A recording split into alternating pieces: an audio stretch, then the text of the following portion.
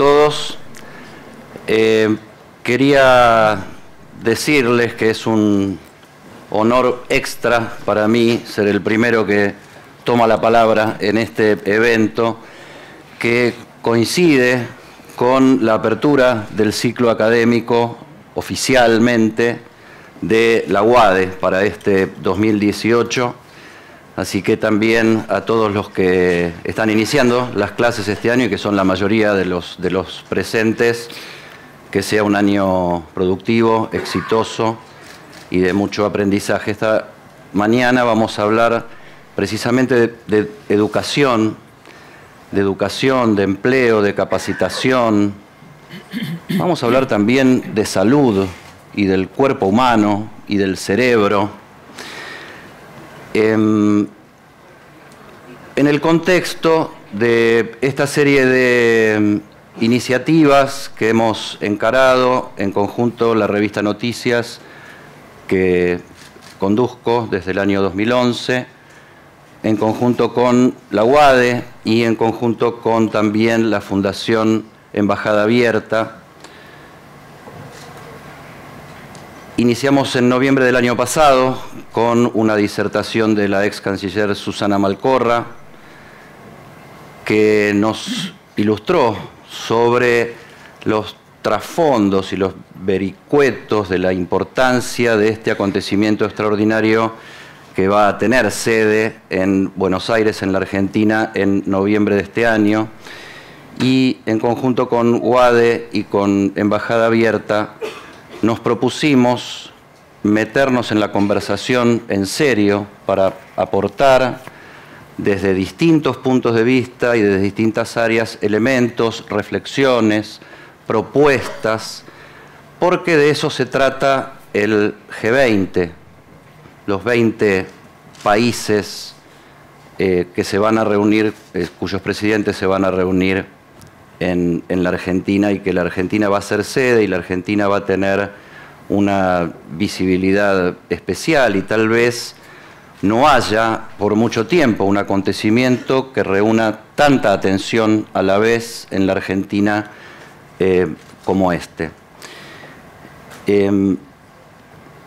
Para no hacer extensa la apertura, agradecer la presencia de funcionarios, empresarios, educadores, científicos, por supuesto de los alumnos de la UADE, y quisiera que le demos una bienvenida especial a alguien que ha viajado para estar entre nosotros y poder llegar temprano.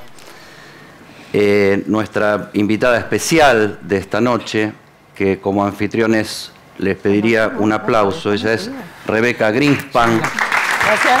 Es política y economista costarricense, fue vicepresidenta de la República de Costa Rica y es actualmente secretaria general de la Secretaría General Iberoamericana, el organismo que nuclea la coordinación de políticas de los países de Iberoamérica. Para dar inicio al acto, le queríamos dar la palabra y agradecer también su presencia especial a Dania Tabela, que es la secretaria de Políticas Universitarias del Ministerio de Educación de la Nación. Y antes de eso, presentarles a todos los presentes. Junto a Dania está Héctor Mazoero, que es el presidente del Consejo de Administración de la UADE, Jorge Fontevecchia, fundador de la revista Noticias, presidente de Perfil Network en este momento y fundador de Editorial Perfil, y Jorge Argüello, que está al frente de la Fundación Embajada Abierta. Junto con Rebeca van a disertar Gustavo Vélez, que tiene una responsabilidad importante en el INTAL, el Instituto para la Integración de América Latina y el Caribe, dependiente del Banco Interamericano de Desarrollo. Gustavo Vélez es un político argentino. La mayoría de ustedes lo conocen, aunque bueno, hace un tiempito que no está en la trinchera, en la tribuna política, donde durante mucho tiempo lo estuvo. Y Facundo Manes, que es un prestigioso neurólogo, clínico y neurocientífico y creador del Instituto de Neurología Cognitiva, INECO, que también agradecemos el apoyo de INECO a este evento. Entonces sí, darle la palabra y agradecer una vez más la presencia de Dania Tabela, secretaria de Políticas Universitarias del Ministerio de Educación de la Nación. Bueno, ¿qué tal? Buenos días. La verdad es que, en primer lugar, agradecer la invitación, traerles los saludos del ministro de Educación, de Alejandro Finocchiaro, que se encuentra representándonos en otras actividades y por ese motivo no nos puede acompañar en el día de hoy. Agradecerles, pero no solamente la invitación, sino agradecerles a todo este enorme público, el esfuerzo de los organizadores para empezar a debatir sobre las líneas centrales que tendremos que llevar adelante en el G20. La verdad es que, como bien decía Edi, el G20 va a tener una importancia sustantiva, no solo porque todos los ojos del mundo van a estar viendo lo que ocurre en la Argentina, sino fundamentalmente porque significa un nuevo rol para nuestro país en el orden mundial, del cual hasta hace un tiempo estábamos un poco corridos. También para nosotros como Ministerio de Educación es una doble responsabilidad. Ustedes saben que es la primera vez que se incorpora el capítulo de educación en la agenda del G20. Y eso fue una iniciativa de Argentina y es una iniciativa que tenemos la obligación de dotar de contenido, de dotar de debate, de dotar de discusión.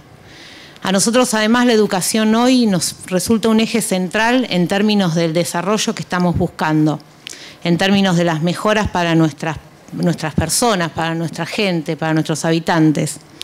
Siempre el presidente hace mención a la necesidad de tener mejor educación para tener un mejor trabajo y para tener entonces el desarrollo que buscamos a lo largo de todo nuestro país. Argentina es un país muy heterogéneo, por eso necesitamos que los educadores, que las instituciones educativas, que los actores de los espacios educativos nos involucremos en la empatía, nos involucremos con diálogo con el resto del sector social y del sector productivo y nos articulemos. ¿Por qué digo todo esto? Simplemente porque el mundo ha cambiado y ha cambiado mucho y ha cambiado muy rápido y sigue cambiando casi de manera permanente. Siempre decimos que la única certeza que tenemos en educación es el cambio. Entonces requiere de todos nosotros que flexibilicemos, que entendamos que hay nuevos conceptos, que ocurren nuevas realidades, que estamos frente a nuevos jóvenes, pero también estamos frente a otros no jóvenes que necesitan de la educación para reconvertirse y volver a integrarse al mundo del trabajo. Y ese es el rol que hoy tenemos desde la educación, poder generar esa articulación entre educación y trabajo que permita formar trabajadores, técnicos, científicos, profesionales que entiendan el cambio. Esa formación ya no va de la mano de adquirir, como en la revolución industrial, una serie de conocimientos que conformen un plan de estudios y eso diga el título que muchos de nosotros hemos obtenido. Esos conocimientos hoy se obtienen desde distintos lugares. Por lo tanto, tenemos que generar en los espacios educativos la articulación de ese conocimiento que se obtiene de distintos lugares. Entender que estamos frente a nuevas realidades y que esas realidades requieren acciones. Seguramente Rebeca, Facundo, Gustavo van a poder profundizar sobre estos temas. Los míos tienen que ver simplemente con un mensaje de inicio. Pero tengamos claro la importancia que tiene la educación para conformar este nuevo mundo del trabajo, pero no la educación como la venimos llevando adelante. Tenemos instituciones que deben reformarse, tenemos planes que deben cambiarse y tenemos que apoyar todas las iniciativas que permitan articular el mundo educativo con el mundo del trabajo. Hemos encarado desde el Ministerio una reforma profunda en la escuela secundaria, la secundaria 2030, que tiene que ver con que nuestros jóvenes terminen las escuelas secundarias con las habilidades y conocimientos y competencias que el mundo actual les requiere, pero también que tengan competencias, habilidades y conocimiento que les permita adaptarse al mundo que viene, que seguramente no es lo que hoy se les requiere. Fundamentalmente necesitamos generar esa flexibilidad, ese conocimiento interdisciplinar, esa mirada amplia de los temas para poder encontrar las mejores soluciones. Estamos convencidos que la educación es la única herramienta que tenemos para propiciar ese cambio, que la educación es la única herramienta que tenemos para poner a la Argentina entre los primeros países del mundo. Así que yo agradezco mucho que hoy estemos haciendo este tipo de debates y que sigamos debatiendo durante todo el año, durante todo el tiempo, para encontrar el mejor camino. El cambio es nuestra única certeza. Podemos resistir al cambio o, como bien dice siempre el ministro Finocchiaro, transformarnos en los molinos de viento que generen ese cambio en energía. Así que muchísimas gracias y avancemos juntos hacia este G20, pero sobre todo avancemos juntos hacia mejorar la educación de nuestros hijos. Muchas gracias.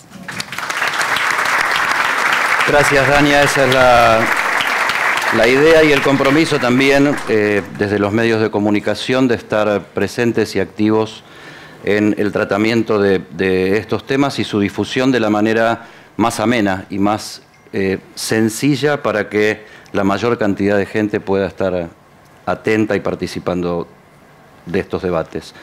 Vamos a pedirle a Héctor Masuero, presidente del Consejo de Administración de la UADE, que nos diga unas palabras y dé formalmente por iniciado el ciclo académico 2018 de la UADE.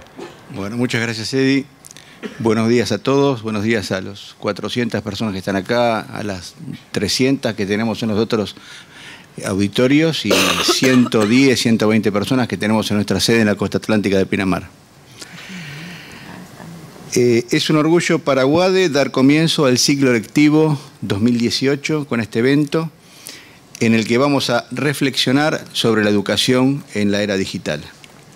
Junto a la revista Noticias y Embajada Abierta, queremos hacer nuestro aporte a este desafío que asume la Argentina con la presidencia del G20. Sin duda se trata no solo de un desafío, sino de una gran oportunidad. Formar parte del G20 es sin duda un privilegio. Hacer los deberes para ingresar a la OCDE es el siguiente paso que los argentinos debemos encarar. Como país ya hemos decidido querer formar parte de las naciones serias y predecibles. ¿Cómo lograrlo? Es sencillo, haciendo las cosas bien, en los distintos ámbitos en los que actuamos cotidianamente. Nuestro ámbito es la educación, estamos tratando todos los días de hacer las cosas mejor y tenemos que hacerlo con innovación. Acá en UADE este año lanzamos un plan que se llama Mejores Clases y realmente queremos que los alumnos nos ayuden a todos nosotros a aprender de los errores que se cometen en la clase, las oportunidades de mejoras, para todos los días poder mejorarlos un poquito. Es el único camino, como dijo la secretaria, no hay otro camino que la educación para cambiar este país. Así que le agradezco a todos la presencia, a los que están acá, a los que están en la costa atlántica y los que están en los otros auditorios. Buenos días. Gracias, Héctor. Ahí tenemos en pantalla los dos salones en simultánea que están presenciando el evento. Aprovechemos para saludar desde acá a la gente que está reunida en la sede de Pinamar. Buenos días a todos. Saluden la mano. Hola, saluden con la mano. Ahí está, mirá qué lindo. Parece TN, ¿viste? Los que quieran trabajar en redes sociales con este evento, con fotos, en Instagram, en Twitter, en donde les parezca, el hashtag es Camino al G20. Le pedimos a Jorge Fontevecchia que nos diga unas palabras también para dar el contexto de este segundo programa del evento Camino al G20. Buenos días. Se dice que dentro de 5 años la mayoría de las profesiones no están aún inventadas. Entonces, ¿cómo preparar a la gente para eso? Los periodistas vivimos una convulsión enorme. No se sabe si dentro de 5 años va a haber radio o van a hacer podcast, si va a haber televisión abierta, si no va a haber más televisión abierta, si los jóvenes ya no tienen televisores en las casas, si va a ser por streaming, si no va a existir más el cable. Entonces, ¿cómo formar a la gente para eso que no sabemos qué es, ¿no? La primera sensación que tengo es que hay un modelo de Internet que es trasladable a la educación.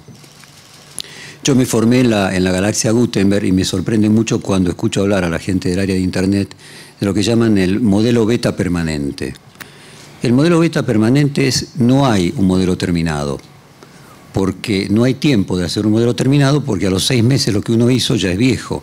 Entonces, si uno estaba, como era el proceso normal, durante 3 años preparando un proyecto para que luego eso se replicara y durara 20, 30 años, por ejemplo, la revista Noticias cambió su formato 2 veces en 30 años.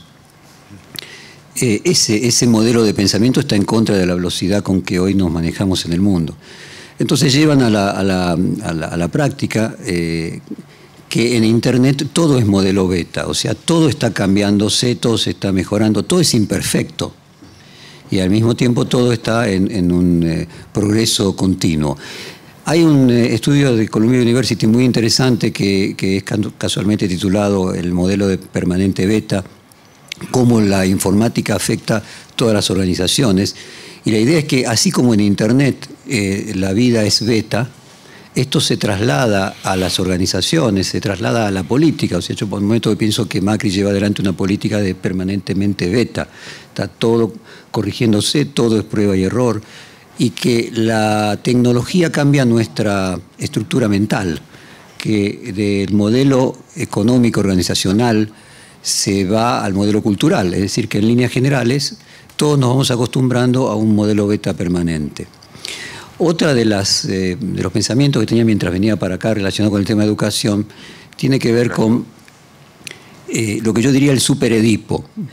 Sí, la sensación es que cada generación viene a romper lo que hizo la generación anterior y este es el crecimiento, gracias a eso se produce crecimiento en la historia de la humanidad. La idea de que, la de Schumpeter, ¿no? De la destrucción creativa en la construcción económica, pero más allá de Schumpeter o la propia de Freud, la idea de que cada generación necesita encontrar su lugar, empujando con los codos al anterior y construir su lugar. Y en ese proceso de destrucción viene la construcción. Y entonces estamos en una continua evolución a partir de la discusión de lo anterior y que en ese proceso de destrucción se produce la creatividad. A veces la destrucción por la destrucción misma, es un tema de poder, hay que hacerlo diferente, como pasa en la moda. Simplemente tiene que ser distinto de lo que existe para poder tener su singularidad y tener en esa singularidad su existencia. Entonces digo, ¿cómo formar a los profesionales del futuro de profesiones que no sabemos y que asumimos que históricamente la historia de la sociedad se basó en la destrucción de lo anterior y que en un proceso de crecimiento a partir de la tecnología con un nuevo salto, ese cambio ya no es cada 15 años, o sea, ya no es entre una generación y la otra, sino intergeneracional, ¿no? Y la sensación que tengo es que quizás algo del pasado, yo soy un poco melancólico, los periodistas en general tenemos una tendencia melancólica, algo del pasado puede venir a nuestro auxilio, que es cómo eran las universidades hasta el siglo XIX. En general, lo que las universidades de calidad hasta el siglo XIX decían es, nosotros no enseñamos profesiones, los institutos técnicos enseñan profesiones, nosotros enseñamos ciencias, geometría, filosofía, geografía, matemática. Quizás el liberal arts, el clásico liberal arts de hasta el siglo XIX, pueda ser un camino, porque en realidad no hay algo técnico en lo cual formarnos, o sea, siempre vamos a tener que formarnos en algo técnico de manera permanente, porque esa técnica va a ir cambiando. Pero quizás poner más foco en las formaciones básicas, lo que antes llamaban los liberal arts, en filosofía, en matemática. A mí me tocó ser durante algunos años secretario de Comercio de la Cámara Ruso-Argentina, algo que hice, recién había salido el comunismo y me resultaba antropológicamente muy interesante entender cómo era esa sociedad que pasaba de una economía planificada a una economía de mercado. Y me causaba mucha gracia porque, claro, ellos no habían tenido escuela de negocios, o sea, no había escuela de negocios y de repente el país se había convertido en una sociedad capitalista y necesitaban personas que normalmente cumplían la función de lo que en los países occidentales son MBAs o licenciados en administración de empresas. Quienes cumplían ese papel eran matemáticos, eran personas que estudiaban matemática. Entonces, bueno, me parece que un buen mensaje, tanto para nosotros, que nos toca guiar a los alumnos, como para los alumnos, es estudien más filosofía, estudien más ciencias clásicas y entréguense al cambio continuo. Muchas gracias. Gracias, Jorge. Y le pedimos ahora, para cerrar las presentaciones del centro del evento, a Jorge Argüello, que preside la Fundación Embajada Abierta. Jorge ha sido embajador en Washington, en Naciones Unidas, en Portugal. Es un político y un diplomático de larga experiencia, pese a su corta edad. Adelante, Jorge. Gracias. Gracias, Eddie. Muchas gracias. Hay un poema de Jorge Luis Borges que se llama Poema de los Dones, que fue escrito por Borges cuando ya era el director ciego de la Biblioteca Nacional. En ese poema, Borges describe su errar, dice, por las galerías, por las lentas galerías de la biblioteca, pero usa una frase que a mí me gusta mucho siempre recordar. Él dice: exploro con el báculo, con el bastón, exploro con el báculo indeciso este andar, este avanzar por las galerías de la vieja Biblioteca Nacional, la de la calle México. ¿Por qué hago este comentario? Porque nosotros estamos viviendo un momento histórico absolutamente singular. Un escenario internacional dominado por tres conceptos, tres palabras: inestabilidad, incerteza, cambio. Venimos de un orden mundial y de un sistema de reglas que fue gestado después de la Segunda Guerra Mundial y que está agotado. Y que está agotado porque está mostrando incapacidad para ser portador de las nuevas respuestas que los nuevos problemas demandan al orden internacional. En este escenario aparece algo que se llama el G20, que es una realidad de hecho. Nadie eligió a los 20 países que hoy están al tope del sistema de gobernanza planetario. El G20 llegó para quedarse y supone un nuevo estadio del orden mundial. El G20 es una estrella fugaz que nos está llevando con el báculo indeciso hacia un escenario que todavía no conocemos, el nuevo orden internacional. Eso no lo sabemos. En realidad, el orden internacional está cambiando y nadie sabe para dónde va. En ese contexto es que con la Fundación UADE, que preside Héctor Massoero, con el Grupo Perfil, Revista Noticias, a cargo de Jorge Fontevecchia y sus vastos equipos, nuestra fundación ha encarado a lo largo de este año la organización de este ciclo que se llama Camino al G20. ¿Por qué? En primer lugar, porque somos parte de ese desorden, somos parte de esta incerteza, de esta inestabilidad, pero también somos parte del proceso de cambio que se está expresando planetariamente. Y en segundo lugar, porque el hecho de que la Argentina sea la sede y ejerza la presidencia del G20 implica claramente una oportunidad sin comparación para nuestro país y para la región. Hay 3 países de América Latina que integran el G20, que son México, Brasil y Argentina. Tenemos que decir que los 3 países no actúan coordinadamente dentro de la mesa del G20, a diferencia de otros países como el G7, los grandes países desarrollados, que cuando se sientan a la mesa del G20 ya tienen una agenda consensuada. Y por eso juegan el rol de rule makers. Y el resto de los países juegan el rol de rule takers. De lo que se trata entonces es de llenar este debate de gente, es de llenar esta oportunidad de la presidencia argentina del G20 para ver si somos capaces de vertebrar de a poco, pero con certeza, la definición de las prioridades latinoamericanas que deben ir a esa mesa del G20. Esa es la razón por la cual a lo largo de todo este año con la Fundación UADE, con el Grupo Perfil, la revista Noticias, vamos a estar atacando la agenda del G20 desde las más distintas ópticas. Ayer nos juntamos porque Argentina presidía la cumbre ministerial de la OMC en noviembre del año pasado. Hoy nos convoca la cuestión de la educación, central, si la queremos asociar con los desafíos que tenemos por delante. Y así seguiremos abordando las distintas temáticas de la agenda de la presidencia argentina del G20 durante el año 2018. Muchas gracias a todos por acompañarnos en este evento y muchas gracias a nuestros 3 distinguidos invitados. Gracias una vez más entonces a Dania, Héctor y ambos Jorges. Y ahora vamos a lo que es el nudo, el centro del evento con nuestros expositores principales. Es neurólogo clínico, neurocientífico, creador del Instituto de Neurología Cognitiva, INECO, y desde 2004 rector de la Universidad Favaloro. La mayoría de ustedes lo conocen y lo han escuchado varias veces y han leído sus libros. Le damos la palabra a Facundo Manes. Muchas gracias. Bueno, gracias por la invitación, gracias por la iniciativa, felicitaciones. Es un placer estar acá con tan calificada audiencia y panel. Ante tanto cambio, yo voy a hablar de algo que no cambia, que es el cerebro. Nuestro cerebro, lamento decepcionarlos, es el mismo que hace 20.000 años.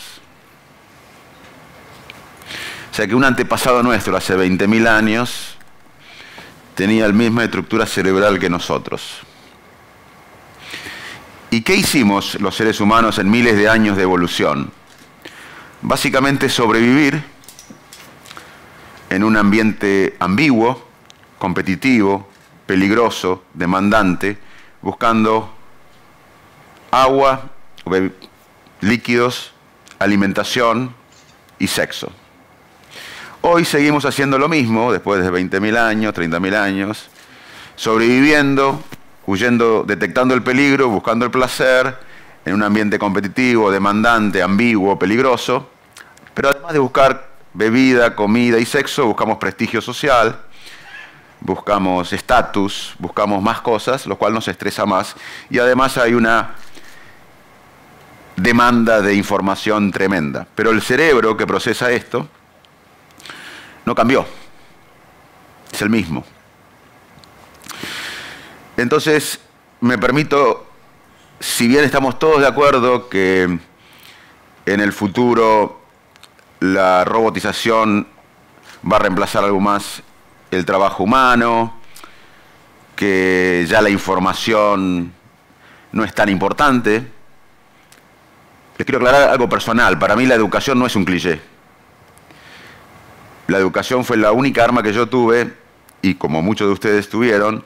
Yo me crié en un pueblito de 1000 habitantes en Arroyo Dulce, y la educación fue la única arma que tuve para conseguir la autoestima suficiente en mi vida, para lograr mis sueños, tener una voz en mi área, en mi sociedad. Así que para mí no es un cliché, la única arma que tuve en mi vida. Pero cuando yo en ese pueblito en Arroyo Dulce, en Salto, iba a la escuela, como muchos de ustedes, había una maestra que entraba y decía: San Martín cruzó los Andes.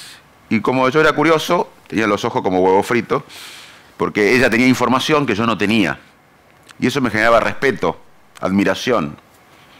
Hoy cambió, porque cualquier chiquito de 10, 12 años tiene este aparato y tiene acceso a Internet. Y un chiquito de 10, 12 años con acceso a Internet hoy tiene más información que la que tuvo el presidente de Estados Unidos cuando decidió conquistar la Luna. O sea que hoy la información no genera respeto ni admiración, porque la información está disponible. Eso no quiere decir que cambie el rol del docente o que la era digital reemplace el contacto humano. Porque como el cerebro no cambió, les puedo asegurar que nosotros somos seres sociales y necesitamos del docente, del maestro, del jefe, del inspirador. Porque el cerebro humano, que no cambió en 20.000 años o más, aprende básicamente con 3 cosas. Cuando algo nos inspira, cuando algo nos motiva y cuando algo nos parece un ejemplo. Y ese va a ser siempre el rol del docente, del tutor, del jefe, del maestro, del inspirador. La tecnología va a ser complementaria.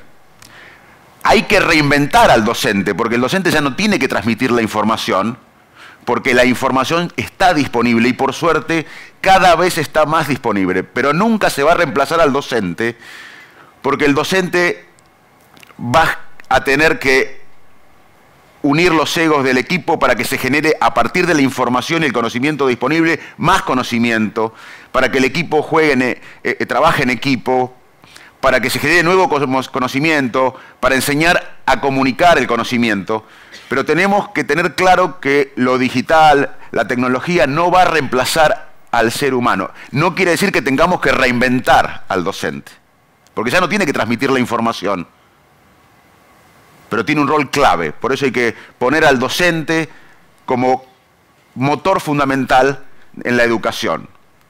Le voy a contar un experimento. A mí me gusta hablar basado en evidencia, aunque como escribo en perfil varias veces, la evidencia no cambia lo que pensamos. Lo que yo diga no va a cambiar nada de lo que ustedes pensaban antes de entrar acá, pero igual lo voy a decir.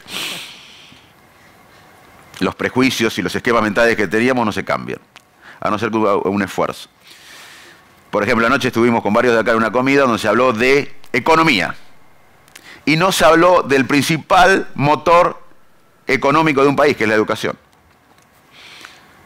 El principal programa económico de un país debe ser el conocimiento. Cuando lo planteé, todos me miraban que desubicado Manes, habla de educación en una discusión económica. Nadie cambió nada, pero igual me saqué el gusto.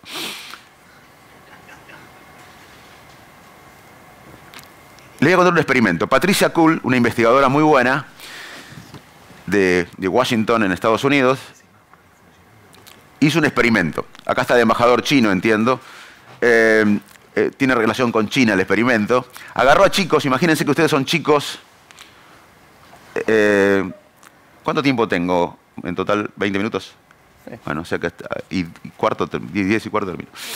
Agarró chiquitos, imagínense que ustedes son chiquitos de 8 o 9 años, de un pueblo americano, de Seattle, por ejemplo, y nunca estuvieron expuestos a otro idioma que al inglés. En su casa se habla inglés, en el club se habla inglés, en el colegio se habla inglés, en el barrio se habla inglés. Patricia Kuhl, esta investigadora, esta neurocientífica, dividió al grupo en 3. A un grupo de chiquitos les puso un chino a enseñarles chino, en persona, con una técnica determinada, con un vocabulario determinado, todo prefijado.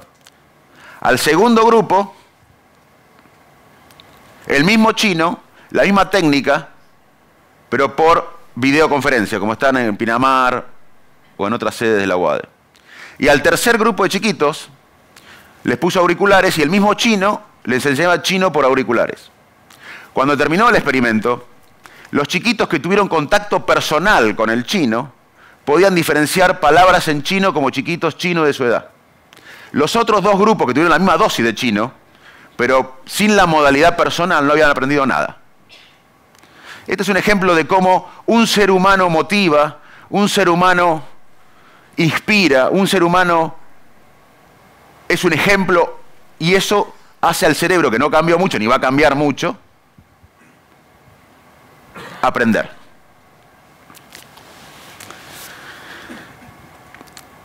Lo otro que quiero decir es que la educación es importante, es necesaria, pero no es suficiente. Si el ministerio de mi amiga Tania y Finocchiaro y el presidente Macri hacen una revolución educativa, que no dudo que la van a hacer, no va a cambiar casi nada, porque hoy es mucho más que la educación, el conocimiento. Para que alguien pueda aprender,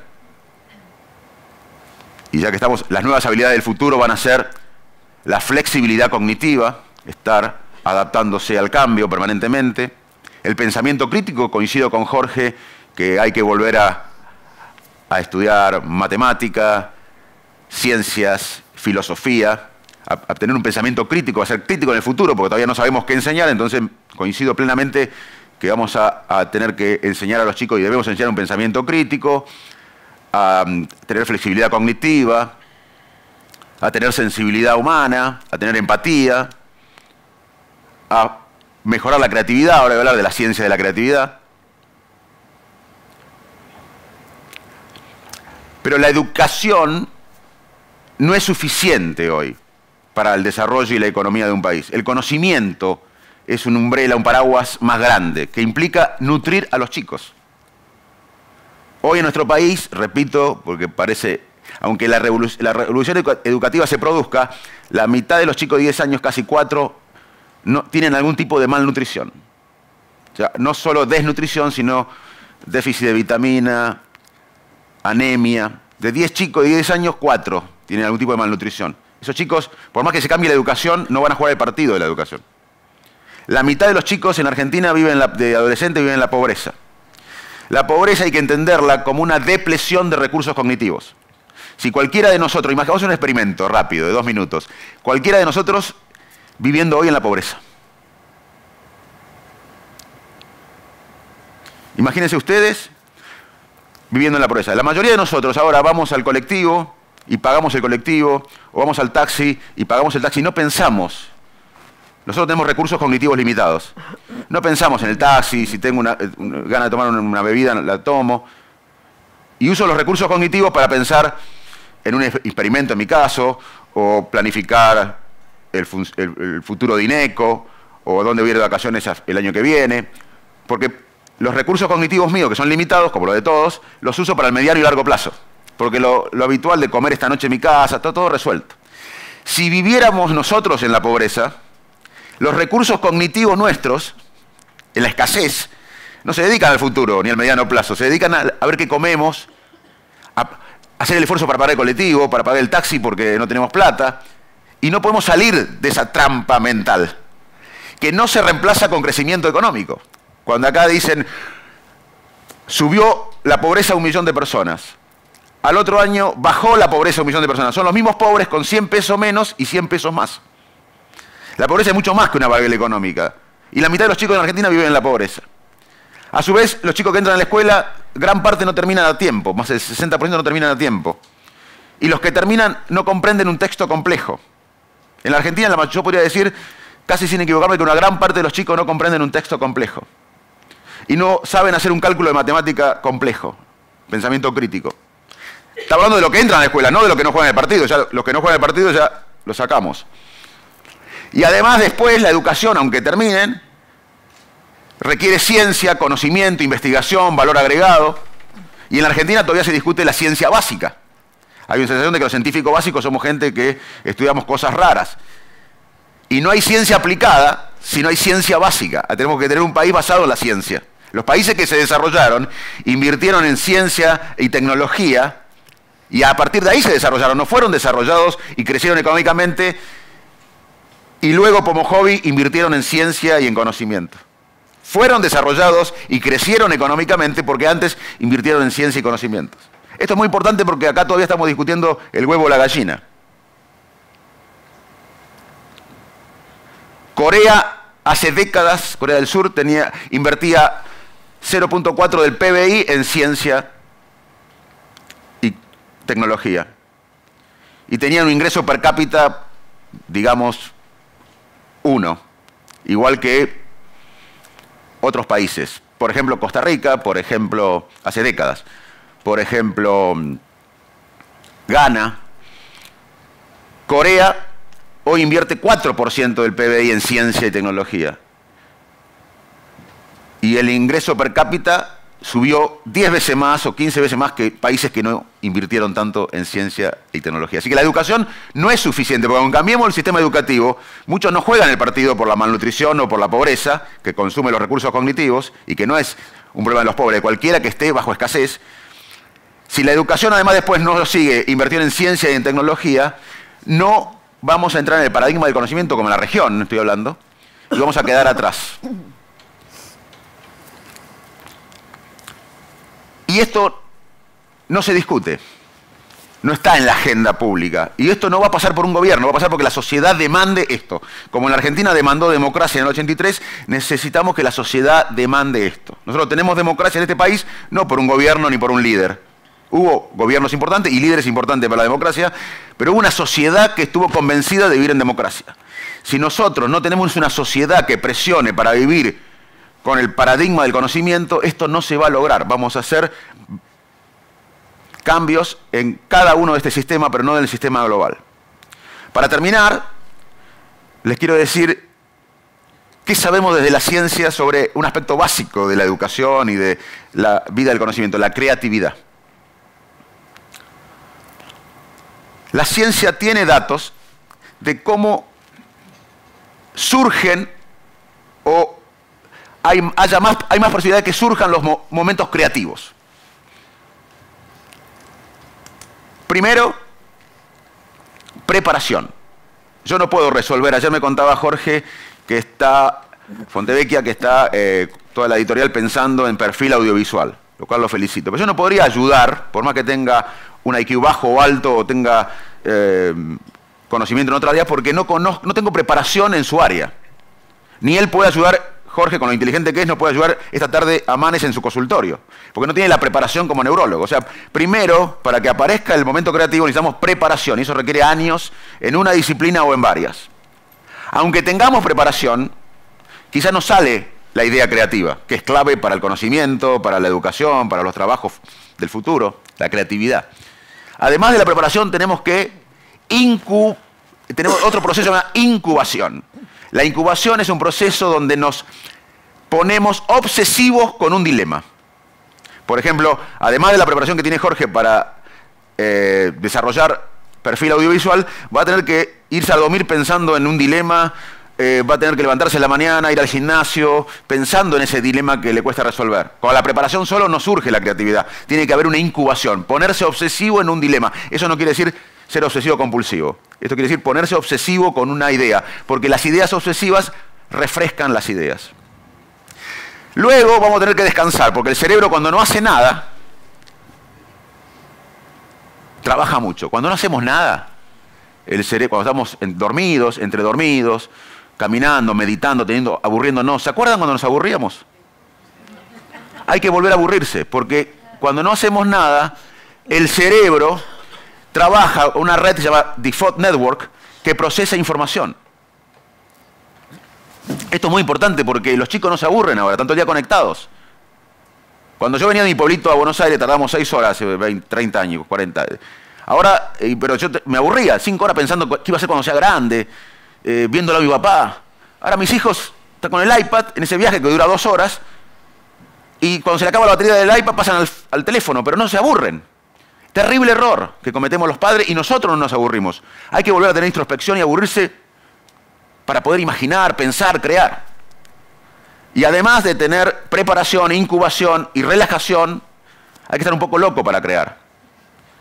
No mucho, pero un poco. Y hay que estar preparado para equivocarse. Otra cosa que no se enseña en los colegios, ni en los institutos, ni en las universidades, ni en las empresas, ni en la familia. Porque uno estigmatiza el error en esta sociedad. Steve Jobs se equivocó 1000 veces antes del iPhone. Galileo se equivocó acerca de la velocidad de la luz. Hay que equivocarse para crear. Y además hay que vivir en un contexto creativo. O una sociedad creativa, porque el contexto influye. En la Argentina no tenemos un contexto creativo. Según los datos de la Universidad de Palermo, de Gabriel Foglia, decano de Economía, en Buenos Aires y en el conurbano, los chicos en la Argentina piensan que el ascenso social, que la movilidad social hoy en general, se produce en la Argentina por el acomodo y la corrupción.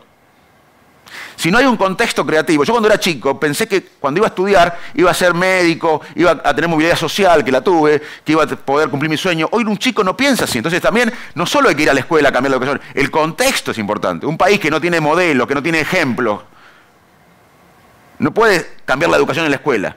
El contexto es muy importante. En Canadá un chico sabe que si entra a los 15 años, 14 años, que si entra a la universidad, que si estudia de la secundaria, va a tener un impacto en la vida. Acá los chicos piensan, repito, en general, datos de la Universidad de Palermo, en Buenos Aires, conurbano, que el ascenso social es por el acomodo y la corrupción. Por más que cambiemos la escuela, si la sociedad no genera ejemplos o un contexto positivo, vamos a resolver uno de los problemas, en el caso que hagamos la revolución educativa, de la cadena del conocimiento, que es la educación. Que es muy importante, pero insuficiente. Muchas gracias.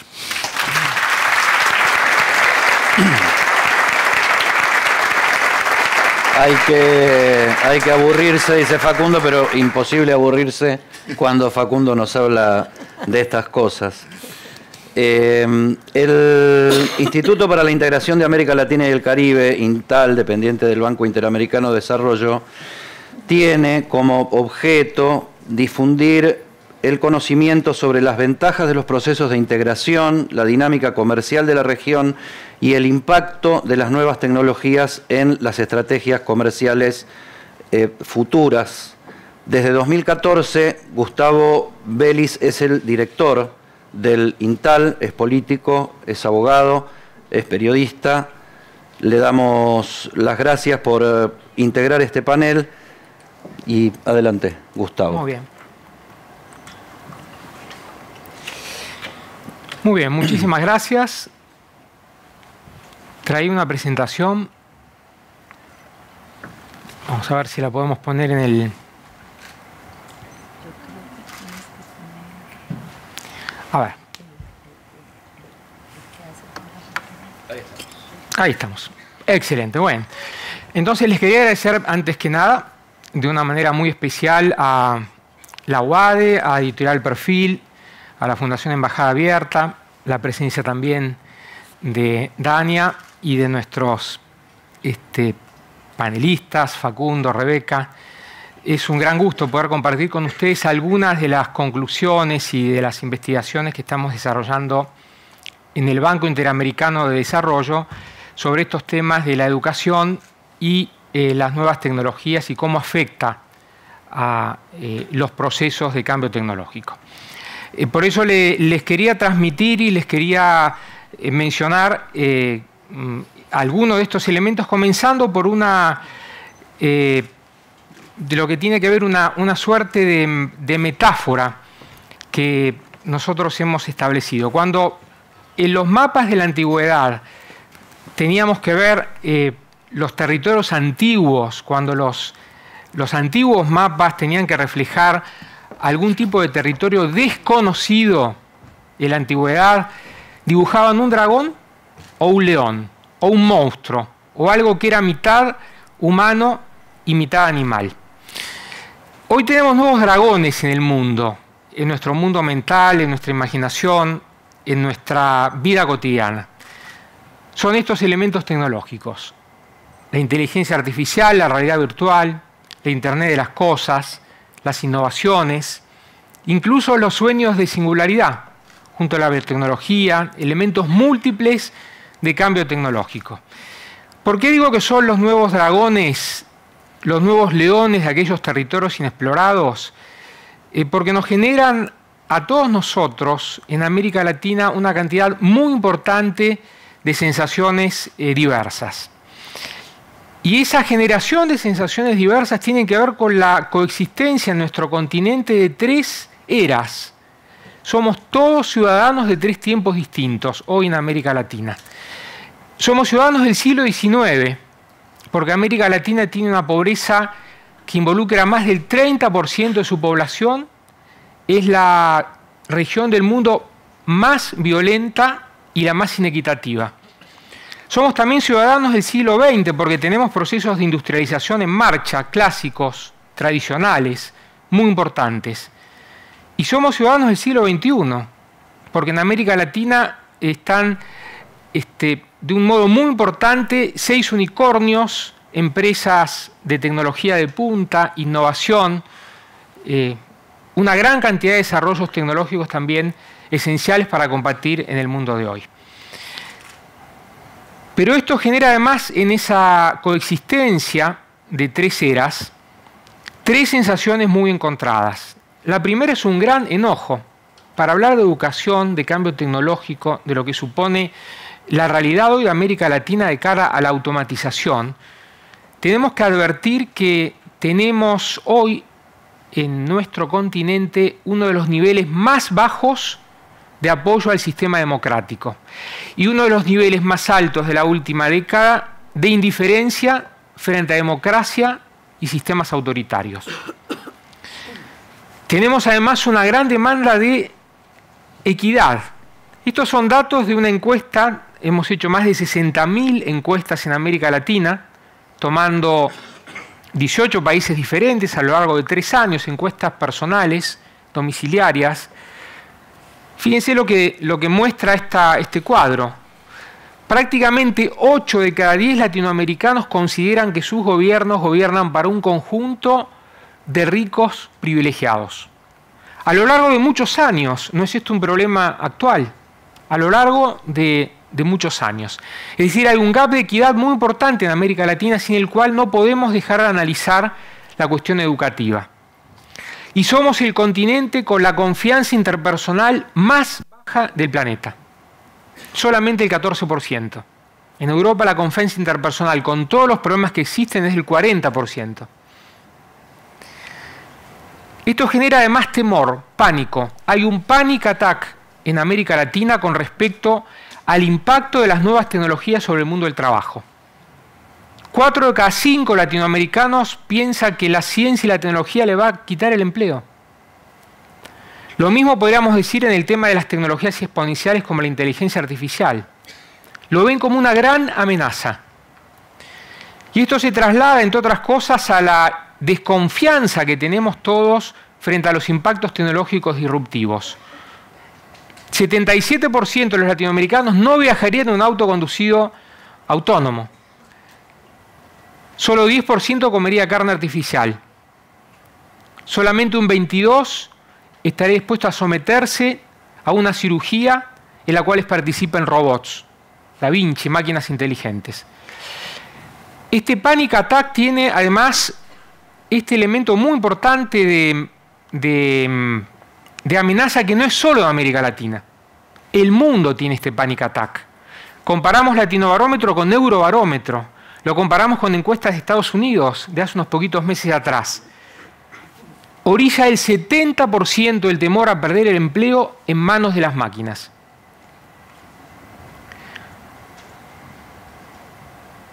También hay un avance muy importante de América Latina, a pesar de este pánico a favor de la integración regional. Hay apoyo al sistema de globalización con condiciones, y esas condiciones son la libre movilidad de trabajadores. Y este es el elemento clave que yo repito mucho, estos son números nuevos.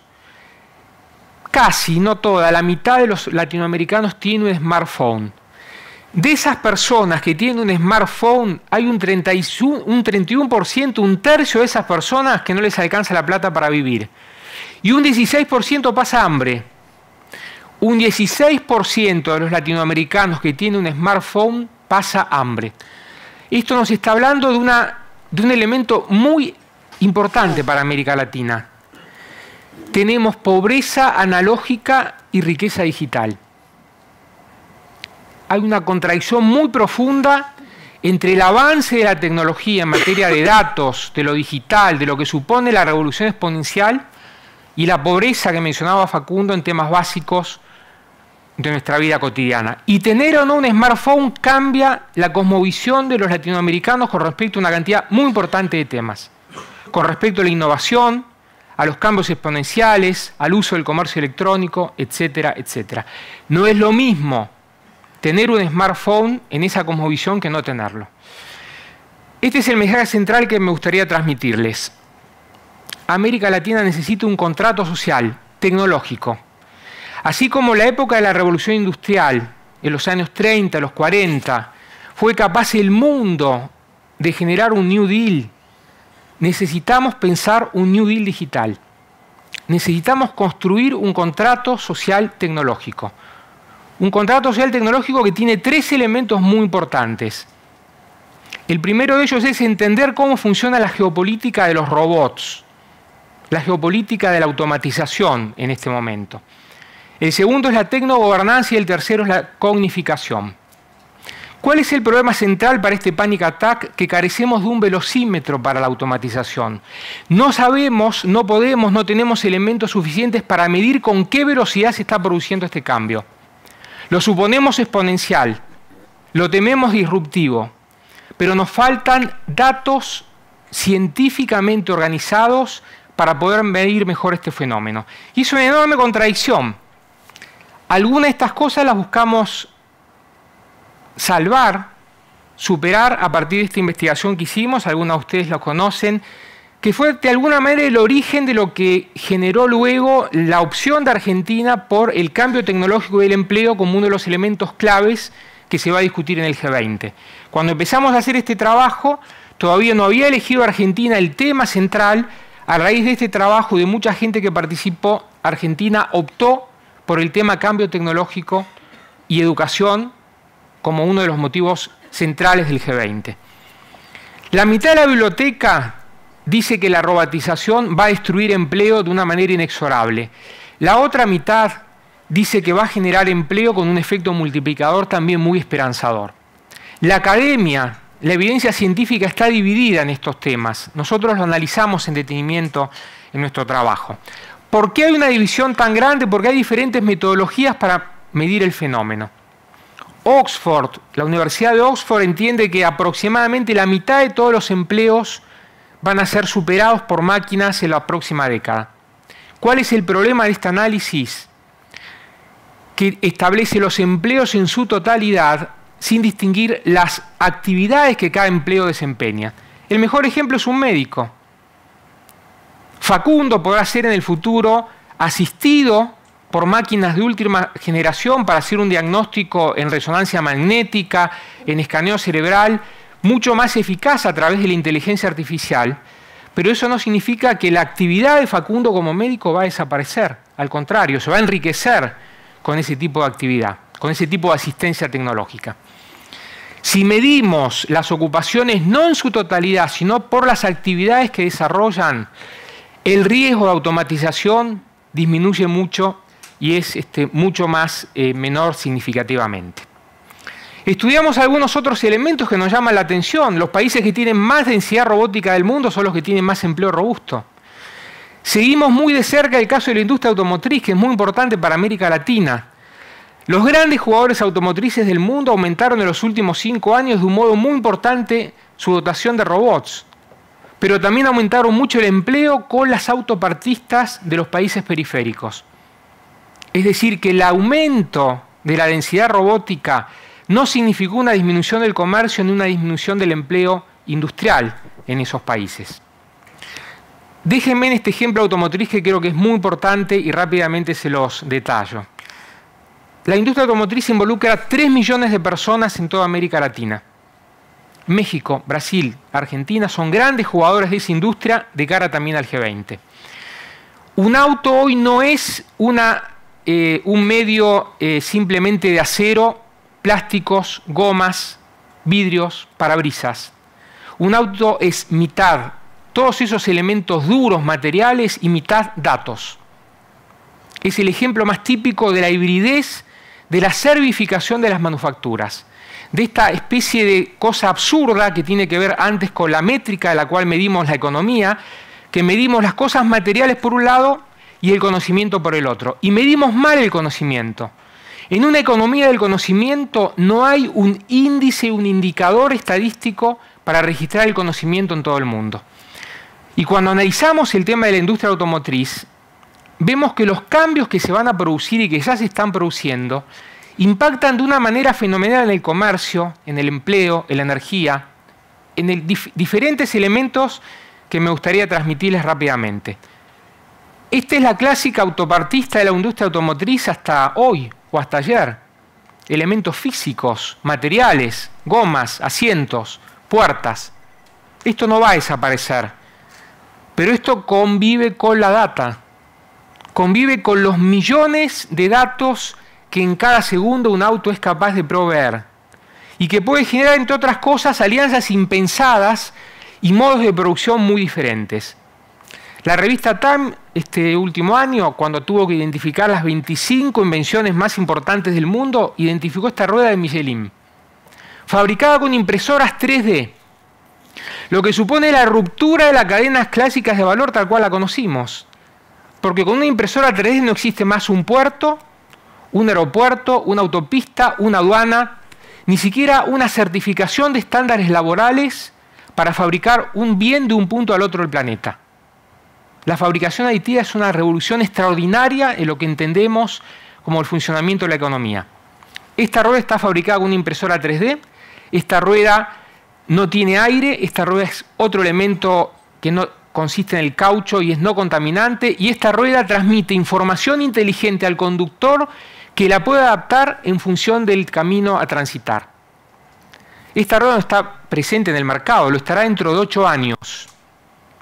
Lo mismo que estas autopistas solares, que están en Missouri, están en Normandía, están en China, con paneles solares que recargan energía a autos eléctricos, que son capaces de modificar los carriles de funcionamiento y que por supuesto son muchísimo menos contaminantes y más eco-friendly. Tampoco están masivamente desarrollados, pero ¿qué es lo que viene? ¿Y qué quiero significar con estos ejemplos? Quiero significar la importancia de los datos. Quiero significar la importancia de la revolución 4.0 desde el punto de vista industrial. Importancia que se está trasladando ya hoy a nuevas alianzas impensadas desde el punto de vista empresarial.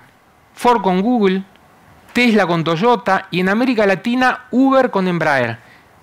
La principal empresa de aviación brasilera unida a Uber para fabricar taxis voladores de acá al 2020. No son elementos de ciencia ficción, son elementos que están ocurriendo ya en América Latina. La pregunta sería, ¿cómo nos estamos preparando?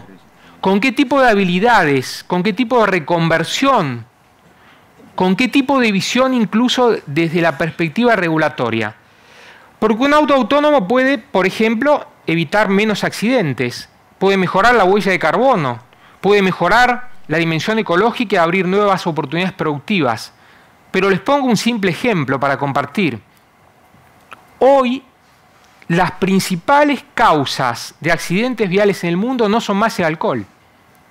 Es la distracción manejando un teléfono celular. Y no hay una decisión regulatoria de los estados que impida que esto ocurra en nuestras rutas. Volviendo a lo que mencionaba Facundo, no es solamente la tecnología que puede ofrecer nuevas oportunidades laborales, son también las capacidades regulatorias de nuestros estados para poner la tecnología al servicio de objetivos sociales. Redondeo con 3 conceptos que me parecen son muy importantes de este contrato social tecnológico. La tecnogobernanza, la diplomacia digital. Siempre nos gusta poner un ejemplo. Dinamarca, el país más desarrollado del mundo en materia digital, uno de los líderes europeos acaba de nombrar un embajador en Silicon Valley. Un embajador digital en Silicon Valley. Advirtiendo cómo es el cambio de estos conceptos de soberanía y atendiendo a este tipo de necesidad de reformar su sistema educativo, de necesidad de reformar su sistema empresarial. Tenemos que ir a tratados internacionales. Está presente el señor embajador de Uruguay, Héctor Lescano. Uruguay y Chile acaban de hacer un tratado de integración comercial como el de Argentina y Chile, que es un ejemplo de tratado de nueva generación. Incorpora las cláusulas tecnológicas de una manera muy importante. Para negociar hoy en los bloques regionales necesitamos incorporar cláusulas tecnológicas. Hicimos un estudio en el banco que demuestra que si los países incorporan cláusulas tecnológicas, se genera un incremento en todo lo que tiene que ver el capital y el desarrollo tecnológico. Es un profundo incentivo para los tratados comerciales y para el desarrollo tecnológico y científico de un país incorporar esto a la agenda práctica. Elemento que no siempre ha estado presente en nuestras negociaciones. A veces impregnada solamente de la discusión arancelaria, que es importante pero no única, o de la discusión que tiene que ver meramente con la primarización o con la poca diversificación de nuestra economía. Un contrato social tecnológico significa que la automatización no se resuelve con piloto automático. La automatización no se resuelve con políticas públicas que fluyan automáticamente. El mundo se está moviendo en esta dirección. El mundo está generando atractivos muy importantes y opciones estratégicas en un área que a mí me gustaría señalar como trascendental para esta discusión, que es el área de la inteligencia artificial. China, hay aquí también autoridades de la Embajada China, acaba de lanzar un plan estratégico de inteligencia artificial en el cual plantea una serie de metas nacionales y de proyección internacional de primerísima magnitud. Algunas de ellas están planteadas aquí. Básicamente, mejorar su eficiencia energética, su huella ecológica, empleando la inteligencia artificial. India está reforzando todo lo que tiene que ver la industria del software para poner la inteligencia artificial al servicio de un modelo educativo de inclusión. Canadá está hablando de ética en la inteligencia artificial. La Cámara de los Comunes en Inglaterra está hablando de las dimensiones regulatorias de la inteligencia artificial. Europa está hablando de los derechos civiles de cara a los robots. Podríamos seguir con ejemplos. Australia acaba de hacer un plan magnífico de cómo la automatización puede estar al servicio de un nuevo modelo educativo a partir del estudio granular de cada una de las horas de los trabajadores en su jornada diaria de labor. No hablan en términos generales, sino que van al desarrollo específico de cada uno de los trabajadores. Vuelvo a los años 30 y los 40. Así como en los años 30 se habló de un estado de bienestar, tenemos que ser capaces de pensar una tecnología del bienestar. Y esa tecnología del bienestar viene por el trabajo en conjunto del Estado, del mercado y de la sociedad civil. Europa está pensando planes de industria 4.0 que reconocen un elemento esencial. Esto no lo arregla la mano mágica del mercado. Esto no lo arregla el piloto automático de políticas públicas que fluyen sin ningún tipo de orientación estratégica. Y esa industria 4.0 tiene que tener en cuenta las nuevas multitudes.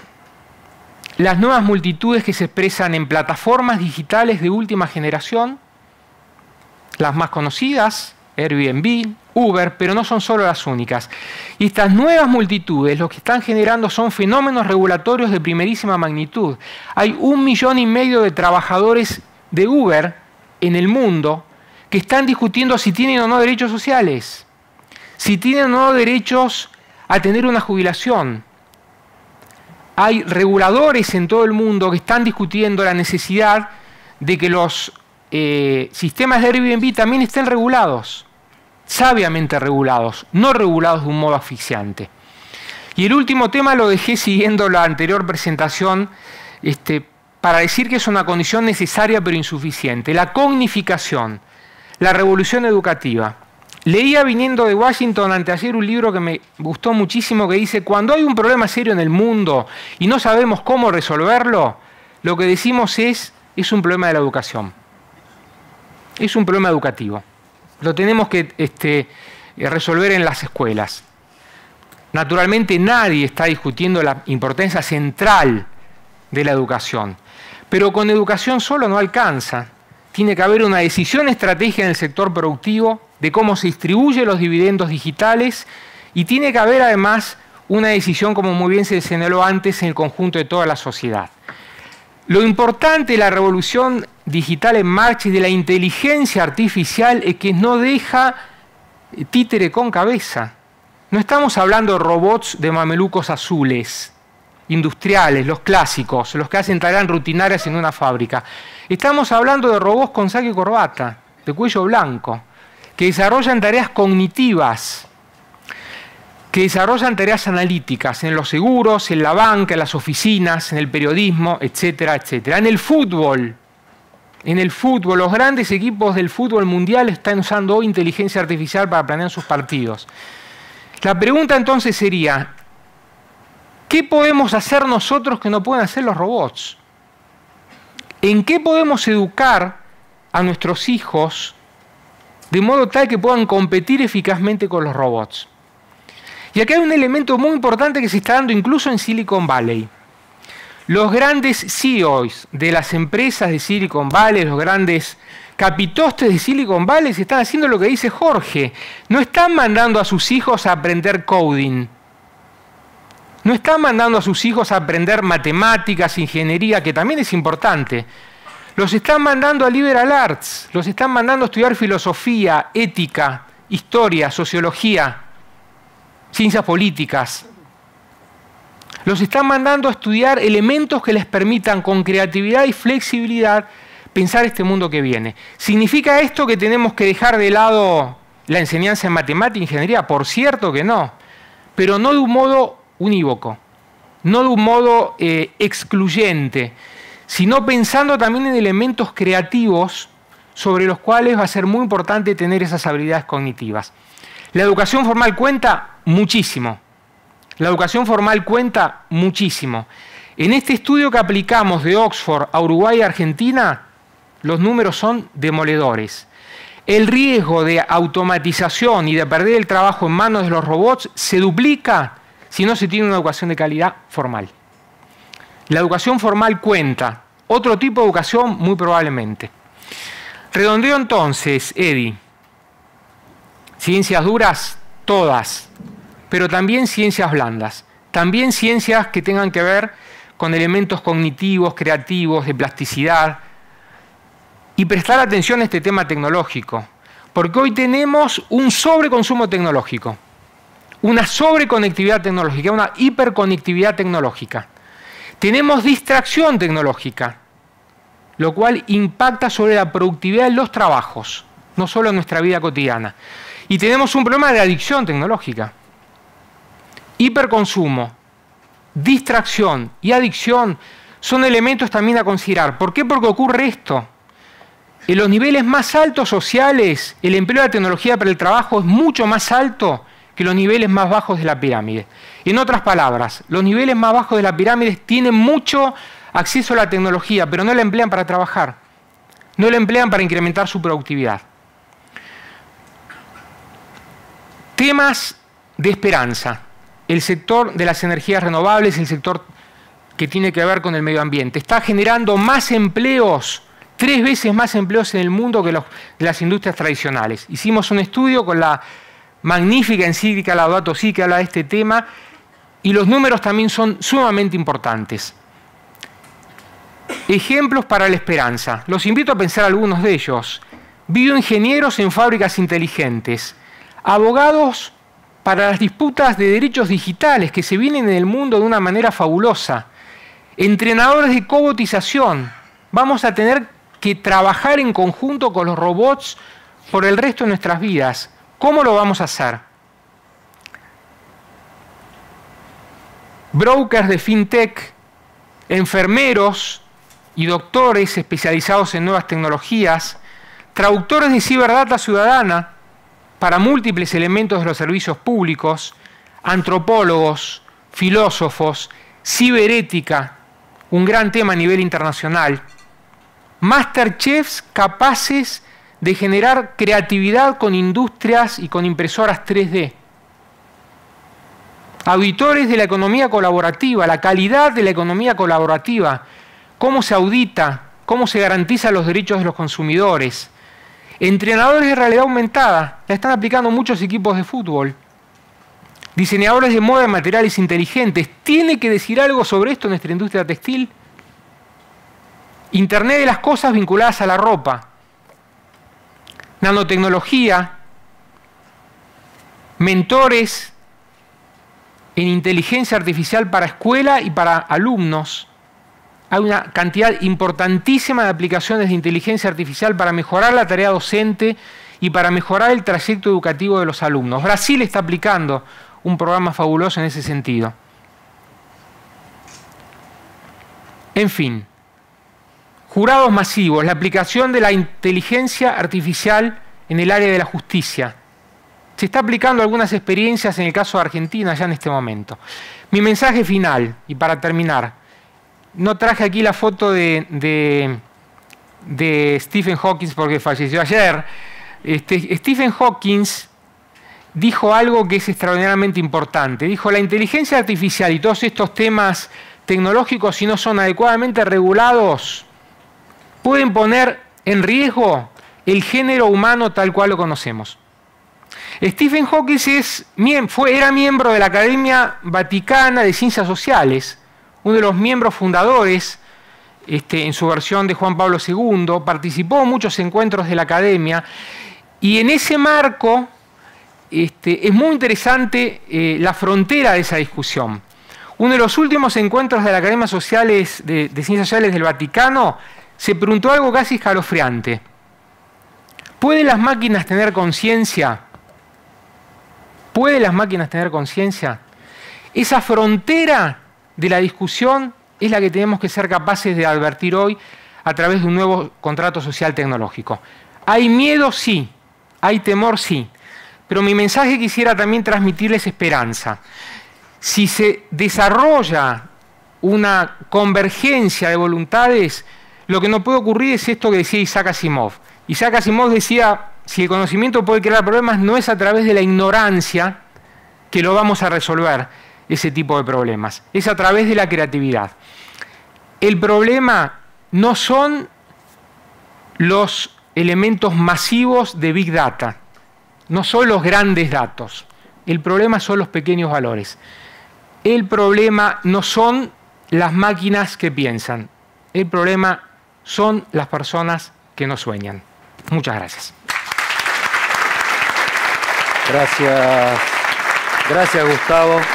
Permítanme que comparta con todos ustedes el orgullo de poder estar organizando eventos de este nivel y de este contenido, y compartirán, ojalá, conmigo el privilegio de poder participar y estar frente a estas exposiciones que no van a quedar solamente en el evento y la difusión periodística que le podamos dar desde Noticias, sino que van a terminar desembocando en la elaboración de un material gráfico, digital e interactivo con todo el contenido de todo el programa que estamos organizando con la UADE y con Embajada Abierta.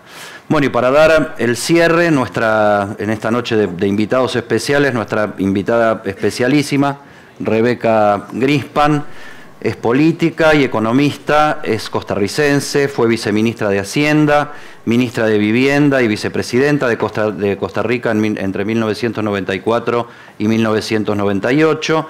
Es desde 2014 secretaria general de la Secretaría General Iberoamericana, doctora honoris causa por la Universidad de Extremadura y en 2018 por la Universidad Europea. Fue elegida como una de los 50 intelectuales más influyentes de América Latina. Nos va a hablar de los desafíos de la educación en la cuarta revolución industrial. Adelante, por favor, Rebeca Grispan. ¿Te parece si cambiamos? Claro que sí. Bueno, muchas gracias. Quiero saludar de verdad a la mesa, querida Dania, querido Héctor, querido Jorges. Muchas gracias por esta invitación, muchas gracias a la UADE y a la Embajada Abierta por tenernos aquí. Por supuesto, es un orgullo y un honor estar con Facundo y con Gonzalo en este recinto y con todos ustedes, con los estudiantes, con los embajadores que nos acompañan. Voy a comenzar con casi un chiste, ¿no? Ustedes saben que hemos estado sufriendo aquí del aire acondicionado. Y yo siempre digo que para explicar la diferencia entre sexo y género, yo uso el aire acondicionado. ¿Por qué? Ustedes saben que las mujeres tenemos una presión arterial más baja que los hombres, entonces nos da más frío, ¿no? Esa es una diferencia biológica, no es de género, es biológica, no está dada por la sociedad.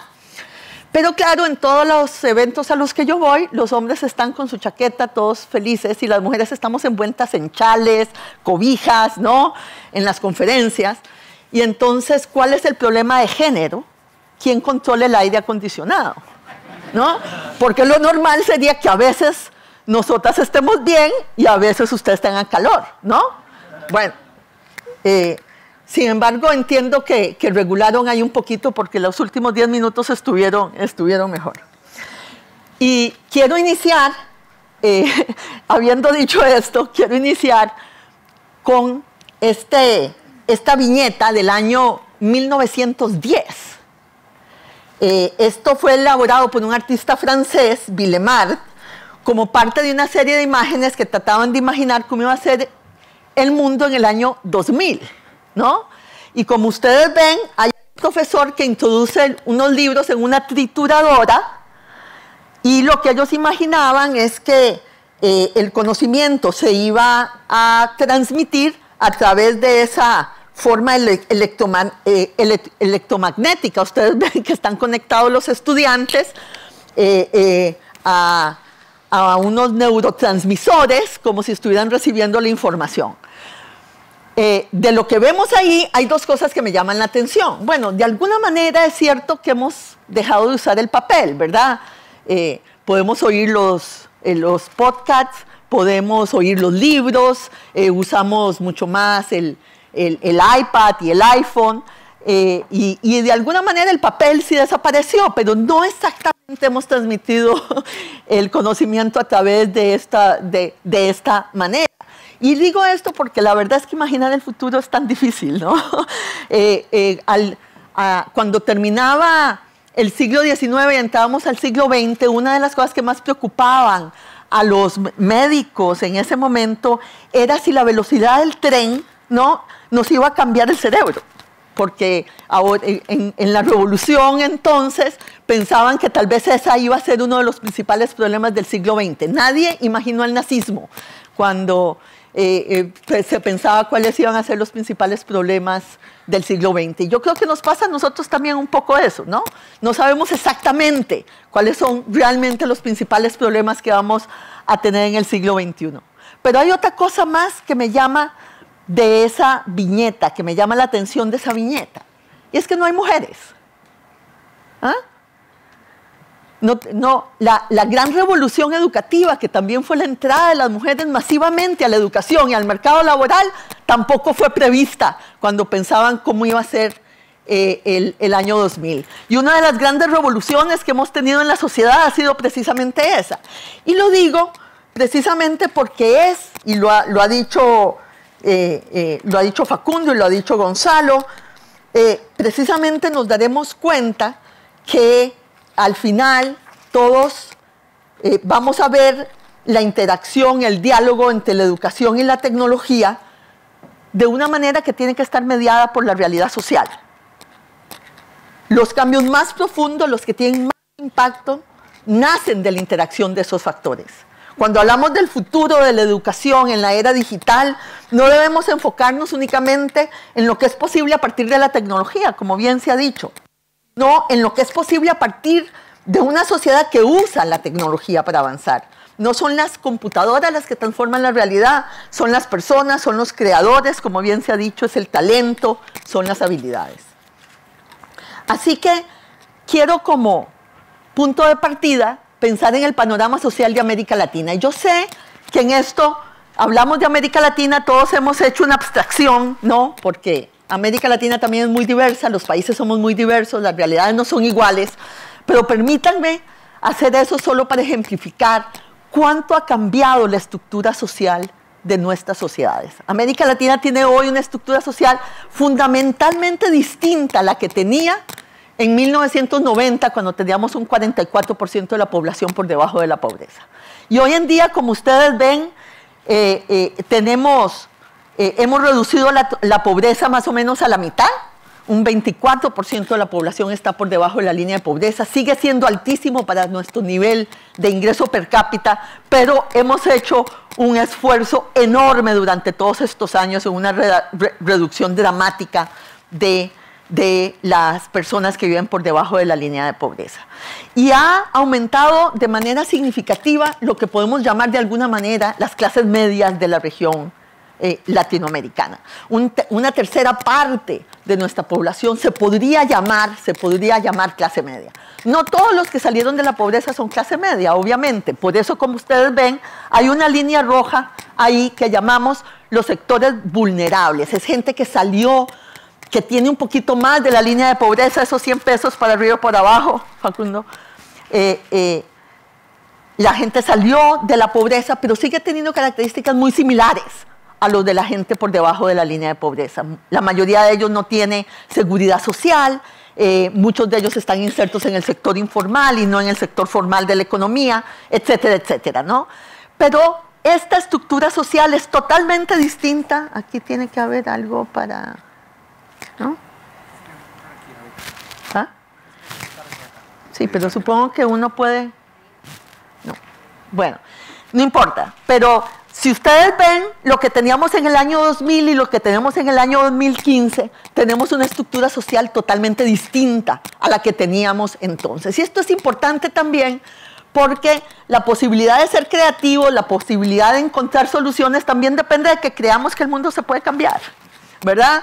Cuando no creemos que el mundo se puede cambiar, eso solo nos lleva al inmovilismo, ¿no? Nosotros hemos cambiado mucho de nuestra sociedad y hemos combatido, digamos, lo que creíamos que no era posible, que era poder crecer con un poquito más de igualdad y un poquito más de distribución en la región, con todos los problemas que todavía tenemos, porque evidentemente tenemos mucho por avanzar y por hacer. Y en esta evolución, esto es lo que le ha pasado a la educación superior en América Latina. Y aquí estamos comparando cuánto creció la tasa de matrícula universitaria en el mundo y cuánto creció en América Latina. En el mundo se triplicó, en América Latina se cuadruplicó básicamente la educación superior. Nosotros hemos hecho un esfuerzo de acceso a la educación impresionante en la región y hoy en día tenemos un 47% de tasa de matrícula universitaria. Ahora, dos terceras partes de los jóvenes de América Latina que están hoy en la universidad son primera generación que llega a la universidad. Dos terceras partes son primera generación que llega a la universidad. Y esto da cuenta de varias cosas. Da cuenta de una enorme movilidad social en la región, sin ninguna duda, pero también da cuenta de una gran expectativa, de una gran demanda, porque esas familias y esos jóvenes que llegaron a la universidad por primera vez en su familia tienen jóvenes universitarios, esperan una mejor inserción laboral, tienen mucha esperanza en el futuro y puede haber un desencuentro. Si no hacemos algo, y esa es la primera tarea, puede haber un desencuentro entre las aspiraciones de los jóvenes y el esfuerzo que la sociedad ha hecho por el acceso a la educación y las posibilidades reales de insertarse al nuevo mundo que viene. Y por supuesto eso tiene que ver también no solo con el acceso, sino con la calidad de la educación. ¿Y qué es una calidad de la educación buena? Es en parte lo que estamos discutiendo. Sabemos que América Latina ya no puede caer en esa falsa discusión de que primero es acceso y después es calidad. Nosotros tenemos que hacer una revolución de calidad educativa en la región y si no hacemos eso, lo único que tendremos es un desencuentro entre las oportunidades reales de la economía y del mercado y las habilidades que tienen los estudiantes que quieren entrar a ese mercado. Y aquí es donde viene el tema de la brecha de competencias, ¿no? En los estudios, este es un estudio de la OECD para América Latina, China y algunos países de la OECD, y nos encontramos que América Latina es una de las regiones que tiene la mayor brecha de competencias del mundo. A las empresas les cuesta encontrar la mano de obra que necesitan para sus empresas. A nivel de los números, solo para ponerles a ustedes el ejemplo, las empresas, la mayoría de las empresas en América Latina tardan mucho más tiempo que el resto de los países en encontrar la mano de obra que requieren. Entonces hay un problema entre la oferta de capacidades, de habilidades que estamos formando dentro de la educación y por supuesto lo que el mercado requiere. Y para poner el ejemplo, estaba buscando el número, en América Latina el 50% de las empresas formales no encuentran la fuerza laboral dotada de las competencias que necesitan frente más o menos al 36% en los países de la OCDE. Entonces necesitamos, obviamente, hacer lo que aquí se ha dicho. Yo no voy a repetir mucho más sobre eso, pero el tema de la pertinencia del contenido curricular, si queremos competir en ese futuro, el tema de la perpetua transición que vamos a vivir, el permanente beta, creo que lo llamaste, Jorge, el tema de la interdisciplinariedad de las profesiones, o sea, el que no pueden haber profesiones tan siloed, ¿verdad? Que son silos de conocimiento, porque es en la interacción, no la multidisciplinariedad, sino mucho más allá la interdisciplinariedad, que es realmente la conversación entre las distintas profesiones y el tema de la velocidad del cambio para poder enfrentarnos a esta cuarta revolución industrial. Y yo coincido totalmente con lo que dijo Gustavo, en el sentido de que muchos de estos datos, Gustavo, no sabemos si son ciertos o no, pero vale la pena ver en la parte pesimista que dijiste, en ese pánico attack, este ataque de pánico que tenemos. Estos son algunos de los datos que nos dicen, ¿no? Que 3/4 partes de las 500 empresas más grandes del mundo para el año 2030 habrán desaparecido o habrán sido sustituidas por otras, que muchos de los trabajos actuales serán automatizados. Concuerdo en el tema de las tareas. Precisamente estoy en una comisión global que ha hecho la OIT para discutir sobre el futuro del mundo del trabajo, precisamente para ir buscando cuáles son esas regulaciones, ese nuevo marco para el cual tenemos que prepararnos. Y nosotros tenemos grandes dudas de esta cifra que se ha hecho tan famosa, ¿no?, de que la mitad de los trabajos serán automatizados o transformados para el año 2030. Lo que sí es cierto es otra cifra que ustedes dieron, que pareciera ser mucho más certera, y es que para los muchachos que hoy están en secundaria y que van a entrar al mercado laboral luego, el 60% de los empleos en los que esos muchachos van a trabajar todavía no han sido creados, ¿no?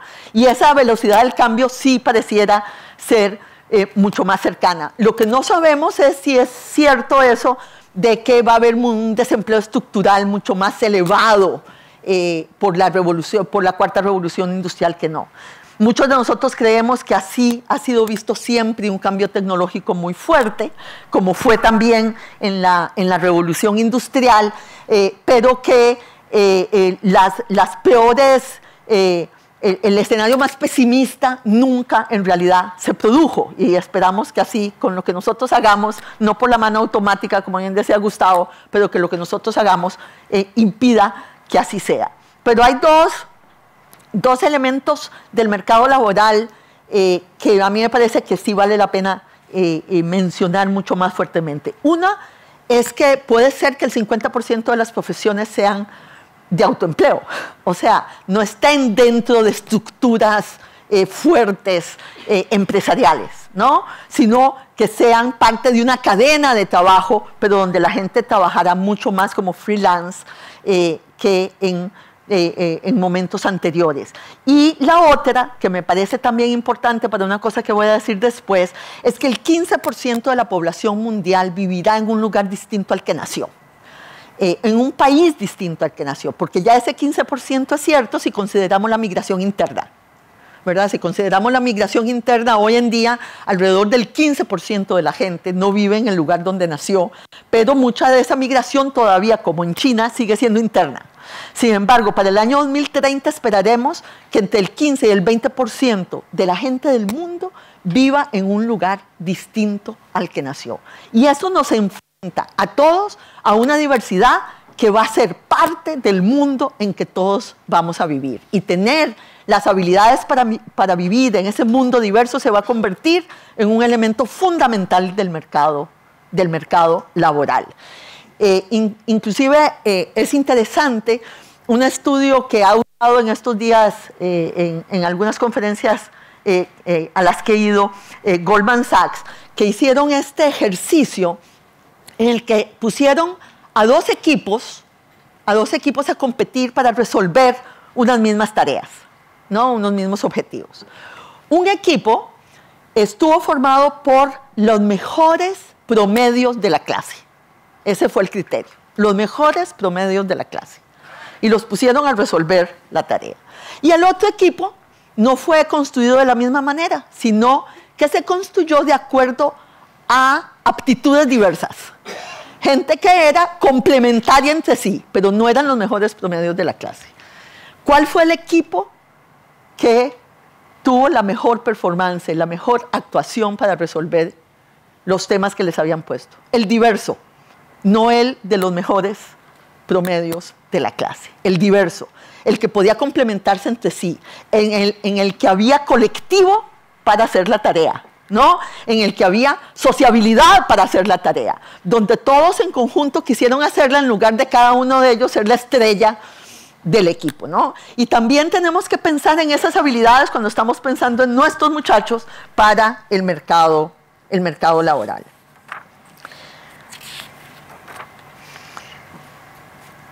Ahora, sabemos que para avanzar en este nuevo modelo de universidad que combine la transmisión de conocimientos con el desarrollo de habilidades, lo que se llama ahora habilidades transferibles o transversales, las llaman muchos, no debemos educar para un trabajo en particular, lo decía Dania claramente, no, tenemos que educar para un mercado laboral y una sociedad que van a cambiar sin cesar.